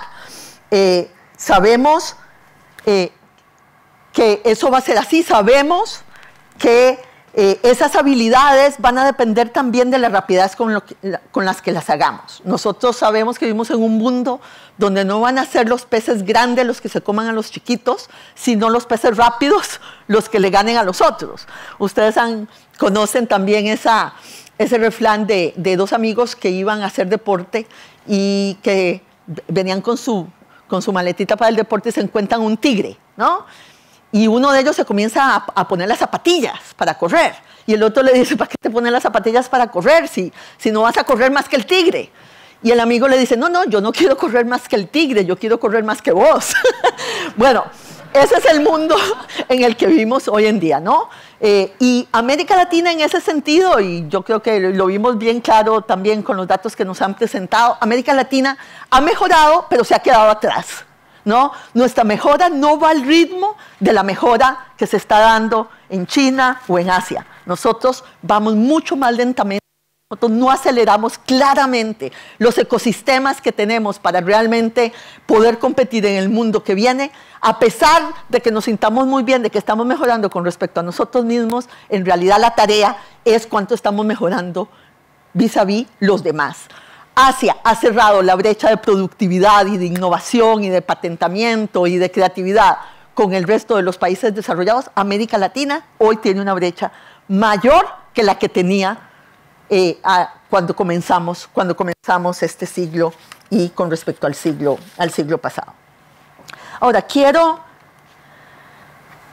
nada más rápidamente volver a un tema que se planteó antes, que planteó Facundo muy bien y que yo creo que tenemos que recordar, porque, y lo decía también Gustavo cuando hablaba de dónde están mandando a sus hijos los CEOs de Silicon Valley, ¿no? Estas 4 habilidades seguirán siendo las 4 habilidades fundamentales, los 4 aprendizajes fundamentales para lo que sigue, independientemente de cuánto tengamos de acceso a Internet o de las nuevas tecnologías. Tenemos que aprender a conocer, tenemos que aprender a hacer, tenemos que aprender a vivir juntos y tenemos que aprender a ser como personas. Y por eso uno de los programas que nosotros en el mundo iberoamericano estamos impulsando fuertemente es el intercambio de estudiantes. Queremos un Erasmus iberoamericano. ¿Ustedes conocen el Erasmus europeo? Es un intercambio de estudiantes, uno de los programas más importantes que ha hecho la Unión Europea, mandando precisamente en intercambio a miles de muchachos de las universidades. Y nos encontramos con este tema tan extraño, ¿no? Que cuando uno ve qué le pasó a los muchachos que hicieron el Erasmus vis-a-vis a los que no hicieron el Erasmus, nos encontramos que los que hicieron el Erasmus tienen 2 características que no hubiéramos creído que se darían con un estudio de 6 meses afuera, ¿no? Tienen tasas de desempleo sustancialmente menores a los que no fueron al Erasmus. Y aquí controlado por todas las variables, ¿no? Pero lo otro que tienen es que tienen mejores empleos. No solo tienen menor desempleo, sino que tienen mejores empleos. Y uno se pregunta, ¿por qué 6 meses afuera te va a dar eso? ¿Por qué tenés un resultado tan importante de un programa que lo que te da es una beca para estudiar 6 meses fuera de tu carrera? No sos mejor arquitecto, mejor abogado, o mejor médico porque estuviste 6 meses, de los cuales en el aula yo creo que no pasaron mucho los estudiantes de todas maneras de esos 6 meses. ¿Por qué? Entonces tiene ese impacto tan notable, ¿no?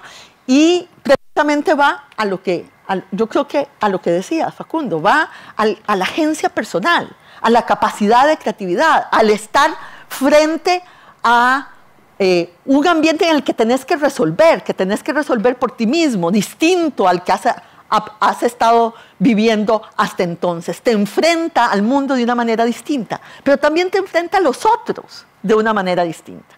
Entonces, esas habilidades transversales que quieren los empresarios, donde dicen que no solo no consiguen la gente que tenga los conocimientos que ellos necesitan, sino que necesitan gente que sepa trabajar en equipo, en ambientes diversos y multiculturales.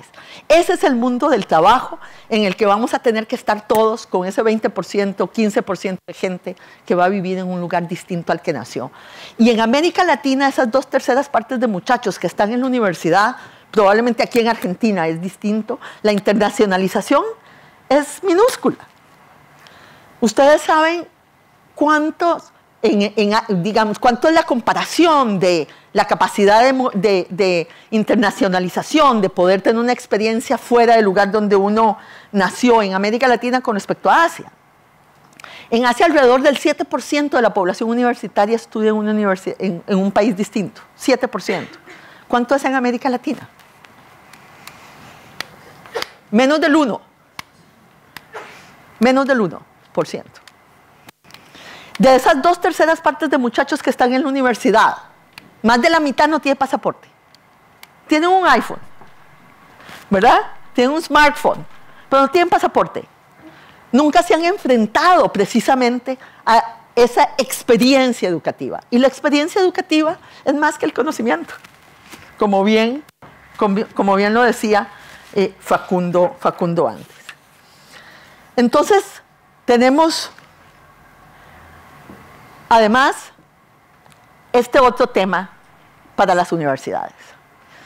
Y es que se estima que en los años por venir, para el año 2030, que está a la vuelta de la esquina, los conocimientos que uno va a necesitar para el mercado laboral, el 70% va a venir de la educación continuada, no de la educación anterior. El 70%. Solo un 30% de los conocimientos que vamos a tener que usar en el trabajo van a venir de nuestros grados y de nuestros másteres o de nuestros posgrados. El 70% va a venir de una función que la universidad antes no tenía, porque la universidad antes se deshacía de sus estudiantes cuando ya se graduaban. Hoy en día va a tener que mantenerlos en el estudio en una forma interactiva, ya sea a nivel virtual, ya sea con las nuevas tecnologías, pero va a tener, la educación continua va a ser tan importante para nuestra productividad y para nuestro mercado laboral como la educación inicial que tuvimos en los grados. Y si no tenemos una fuerza laboral que tenga la posibilidad de educación continuada con capacitación en un arreglo nuevo entre las empresas, el mercado y las universidades, no vamos a poder tampoco competir porque rápidamente, como dijimos antes, vamos a perder los conocimientos que se requieren en un mundo en constante cambio. En Estados Unidos, por ejemplo, ya esto es una realidad. 6 de cada 10 profesionales ha tomado un curso o adquirido capacitación adicional en los últimos 12 meses. En América Latina nos queda mucho trabajo por delante para que eso sea así. No tenemos sistemas efectivamente que permitan la educación continuada de nuestra fuerza laboral y de nuestra población. Por eso los países iberoamericanos han incluido como una de las tareas fundamentales en las metas educativas que nos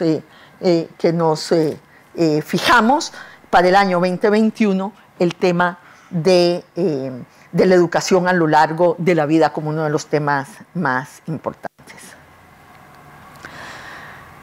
Y aquí tenemos un poco lo que les decía antes, esto es lo que queremos hacer.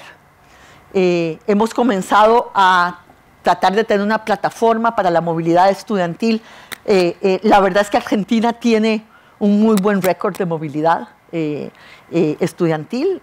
Dentro de lo que nosotros hemos hecho en nuestras plataformas con las universidades, con las empresas, para poder cumplir con esa meta, que no estamos cerca todavía, queremos 200.000 movilidades para el año 2020, pero uno de los países de atracción de los países iberoamericanos es Argentina, ¿no? Argentina está en ese primer rango junto con Brasil, Argentina y México, son los países de mayor atracción para los jóvenes, y los segundos vienen Chile y Colombia como países importantes de atracción para la movilidad académica. Ojalá que en ese campo, junto con las universidades que están más en contacto con el sector empresarial, podamos hacer mucho más de lo que estamos haciendo ahora, porque también en este campo nos estamos quedando atrás. Termino haciendo, o tal vez diciendo que yo estoy convencida de que podemos hacer muchas cosas que tienen efectos rápidos. Muchas veces cuando decimos que hay que transformar la educación, querida secretaria, ¿verdad? Transformar la educación, todos nos vuelven a ver. Decías, Facundo, en la conversación con los economistas, yo soy economista, pero tengo el corazón del lado correcto, ¿no? Muchas veces nos vuelven a ver como si estuviéramos hablando de plazos que ninguno de nosotros va a ver, y eso no es cierto. Los países que han hecho las transformaciones, cada uno de ellos ha vivido para contarlo. Las transformaciones que podemos hacer en el campo educativo no es cierto que tenemos que esperar 50 años para que tengan efectos. En 20 años yo he visto países cambiar notablemente por su inversión y por su estrategia en educación. Y tal como decía Facundo, para mí tampoco esto es un cliché. Yo vengo de una familia de migrantes que se fue al área rural de Costa Rica, que invirtió precisamente en la educación de sus 3 hijas. Nosotras también somos primera generación que estudió en mi familia. Y por supuesto las primeras mujeres profesionales en mi familia. Y Costa Rica cambió precisamente por esa inversión en educación. Costa Rica declaró la educación gratuita y obligatoria en 1870, ¿no? Cuando no había agua intradomiciliar todavía en las viviendas, ¿no?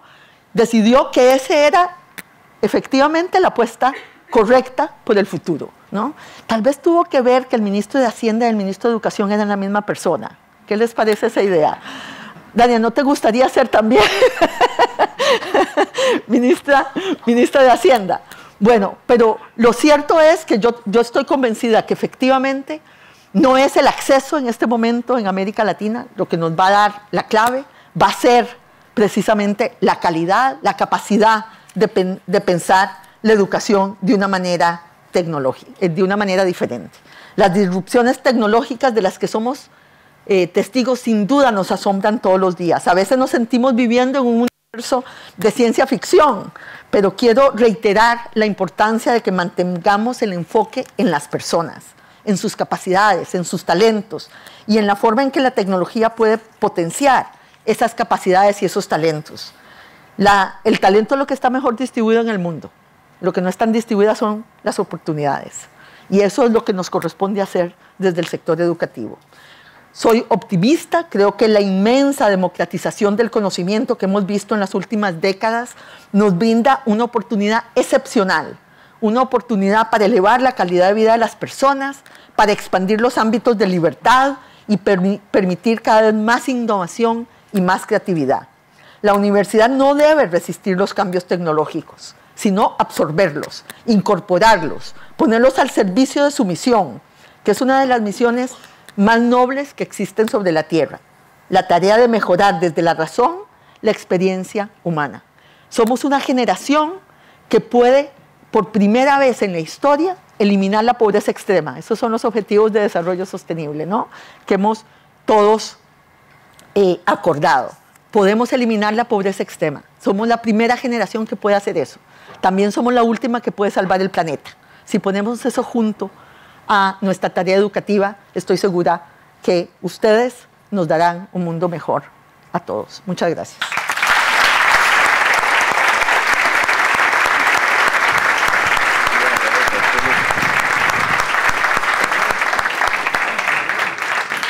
Muchísimas gracias, Rebeca. Bueno, para terminar, Héctor, si querés hacer un cierre como anfitrión principal de este evento, en este ámbito extraordinario en que se dio. Bueno, yo antes que nada les agradezco a todos los oradores Les agradezco a todos los alumnos, los invitados, los amigos de la casa. Como dije cuando hicimos la apertura, Argentina tiene una oportunidad única de hacer las cosas bien. Ingresar a la OCDE, estar en el G20, significa que vamos a entrar en el club de los países serios, de los países que tienen compromiso, que son creíbles, y eso es lo que trae las inversiones y genera riqueza. Y todo esto que nos propusimos acá es hacer simplemente las cosas bien. Gracias por todo. Les agradezco a todos. Vos, Jorge, tenés que hacer unas palabras, ¿no? Bueno, a la gente de Pinamar, muchas gracias. A la gente que no estamos viendo acá, que está en los diferentes auditorios, muchas gracias y hasta el próximo evento. Gracias a todos.